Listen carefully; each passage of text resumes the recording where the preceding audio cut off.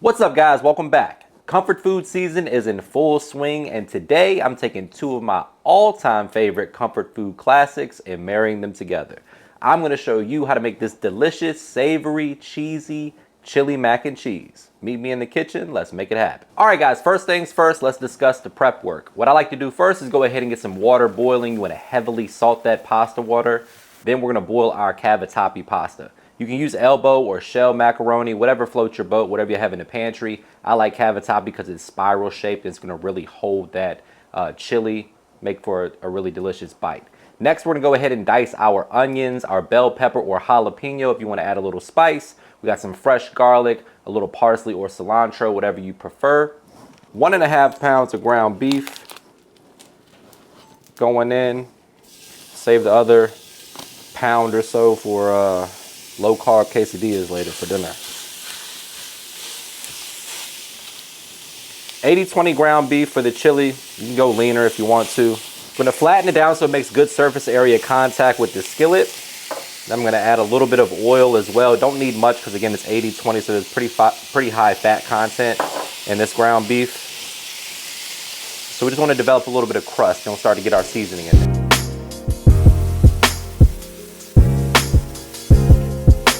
Once your ground beef begins to get some nice color, like you see right here, we're going to go ahead and give it a good mix. Just make sure it's cooking evenly. Nothing is sticking to the sides or to the bottom of the skillet too badly.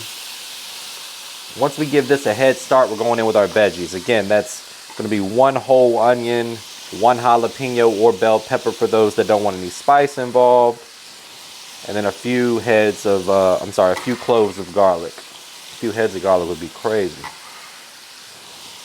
Fresh garlic going in with the onions and the jalapeno. We're going to give that a mix. The veggie is going to release some water naturally, which is going to help you be able to scrape up any bits of ground beef that's stuck to the bottom of the skillet. And now, my friends, we're going to start adding in our seasoning. We have cumin. We have 2 types of chili powder. We have my buttery garlic pepper seasoning and my all-purpose seasoning. Specific measurements and ingredients, as always, can be found at MrMakeItHappen.com. Get the seasoning in there, give it a mix. Immediately starts smelling like chili. The cumin really comes through. The ancho chili powder is one of my favorites to go with the regular chili powder. You can throw some smoked paprika in here if you want to for a little, smokiness. I've kind of gotten out of using smoked paprika as much lately. But if you like it, you can add it to this dish as well. All right, so as we continue to make our simple but delicious chili, we got the beef and the veggies in there, some seasoning. Now it's time to add our tomato products. I'm going in with 2 big tablespoons of tomato paste. If you didn't know, the top doubles as an opener for your tube. 2 tablespoons of tomato paste. And then 1 can of tomato sauce. And this can is 29 ounces. Somewhere between 29 and 32 ounces. Whatever your can says, it'll be fine. We'll go ahead and give that a mix. Really let these flavors develop a little bit. You want this to simmer for a good 20-25 minutes. We're going to go ahead and add the beans in as well to let that, join the simmering process so the beans get nice and tender.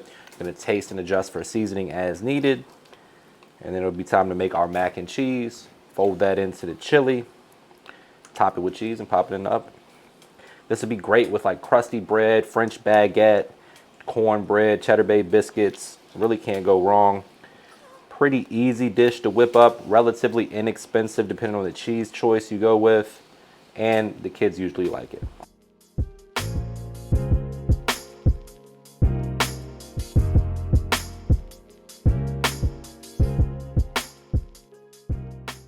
All right, guys, so for a little flavor complexity on the chili, we're going to add a little worst word in the world sauce or Worcestershire sauce. This is going to add some umami, about a tablespoon or so, maybe a half a tablespoon if you're a little skeptical. And then 2 tablespoons of honey. Honey is going to add a little sweet element on the background, and it's also going to help balance out some of the acidity from that cheap ass can of tomato sauce that we use. Good rule of thumb is the cheaper the tomato product, the more bitter or acidic it's going to be. We're also going to add a little bit of this garlic infused Tabasco hot sauce. A little sweet, a little spicy, a little tangy. It's going to make the chili delicious. Give that a mix and just let this simmer a good 20 to 30 minutes max. Once those beans are tender and the flavors are where you want it, you're good to go. All right, people, can't have mac and cheese without cheese, right? Today, the 3 cheeses we're going with is Fontina. Little fancy is what I had in the fridge, honestly. I was supposed to use it for something else and I didn't. It's delicious. If you don't want to spend $12 on cheese, then you can definitely go with mozzarella or Munster, something a little bit more cost effective, but we got to use it before it goes bad. We got sharp cheddar and we got Colby Jack. If you guys haven't noticed, I'm a huge fan of Colby Jack because it melts beautifully. It's relatively mild in flavor, but still flavorful. And it's one of my favorite cheeses for a recipe like this. And then you got your sharp cheddar, classic flavor profile. Everybody loves it. You can't go wrong with the crowd pleaser like sharp cheddar. So we got 3 cheeses going in. No need to get super, super fancy on your mac. We're just trying to elevate a classic and turn this into something that's not just, you know, hamburger helper, basically. All right, so for the mac, we're gonna get started with 2 tablespoons of melted butter, just a pinch of chicken bouillon powder, a little bit of my buttery garlic pepper seasoning. I love this stuff, guys. If you haven't tried this yet, definitely give it a try. That's gonna be the foundation of flavor with the butter. Then we're gonna go in with 2 cups of heavy cream. Real simple mac and cheese here. Now the concept of the idea is to kind of elevate this recipe a little bit. Most chili mac recipes you're going to see online are basically just going to be chili with macaroni noodles and some cheese. To me, I wanted to kind of elevate it a little bit by making a simple mac and cheese to fold into it, and the idea being kind of similar to the concept of having like sour cream mixed into your chili. You get that creaminess. So I really wanted to kind of elevate it like that with the extra, going the extra mile for the mac and cheese. So we'll see how it plays out. If it doesn't work, I wasted 2 hours of everybody's time. Bring this up to a simmer. Allow that heavy cream to kind of reduce a little bit. Then we'll start adding in our cheese, add in our cavatappi pasta, fold that into the chili, top it with cheese, into the oven at 350. All right, so after simmering this for about 10 to 15 minutes, it's reduced nicely, starting to thicken up a bit. Obviously, it's going to thicken up more with the cheese. I'm going to kill the heat and allow the residual heat to melt the cheese.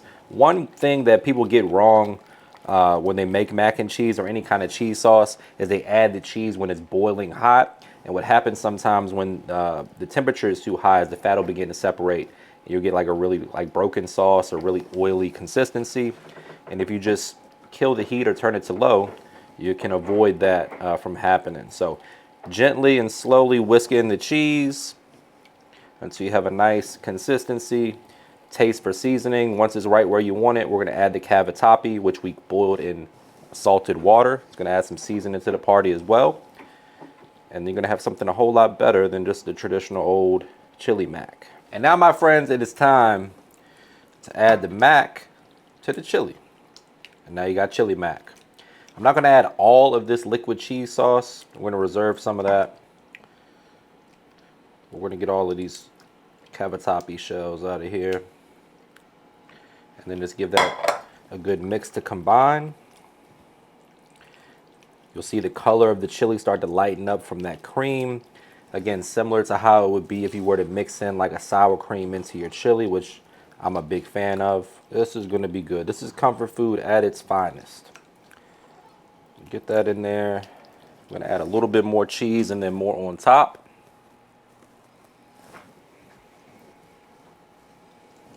All right, guys, quick pro tip. When you fill up your casserole dish, place this on a sheet pan or foil or something, so that way if there's any overflow, it doesn't burn up at the bottom of your oven. We got the oven preheated at 350 degrees. We're going to top this with some Colby Jack cheese and pop it in the oven for about 25 minutes or so, or until the cheese on top is brown, bubbly, and beautiful. And then we'll let it cool 10-15 minutes. Plate it up. Again, you can serve this with some bread, cornbread, biscuits, whatever floats your boat. A little baguette situation if you got some French bread laying around. Now, normally I'm fundamentally opposed to breadcrumb toppings on mac and cheese, but for the purposes of this chili mac, just to take it up another level, add a little texture, we're gonna do a real quick buttery Parmesan panko topping when we plate this up. Here we have a quarter stick of butter that we're melting. Then we're going in with about 1.5 cups of panko breadcrumbs. We're gonna go ahead and mix that together, fold that butter in. It's gonna be delicious. We're gonna season it with a little bit of chili powder, some of my buttery garlic seasoning, and some Parmesan cheese. Let me know in the comments where you stand on the topic of breadcrumbs on your mac and cheese. Normally that's not my thing, but texturally it's gonna be nice. And I was just in the mood to do this, so we're freestyling a little bit today. A little Parmesan cheese going in as well.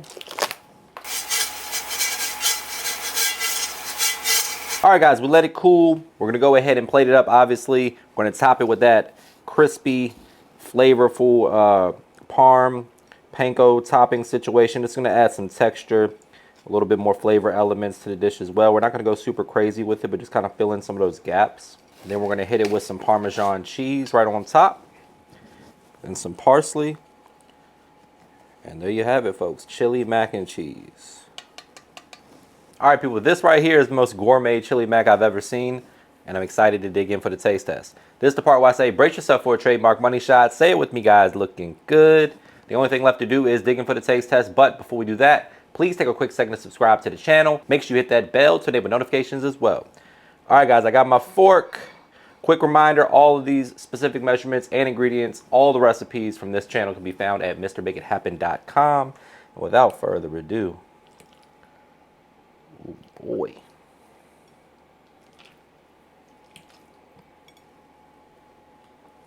It's a good bite right there.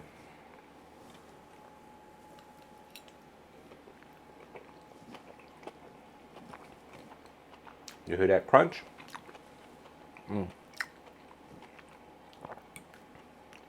Good call on the topping. That's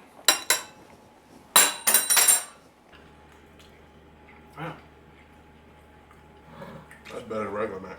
All right, people, first things first. I already said first things first.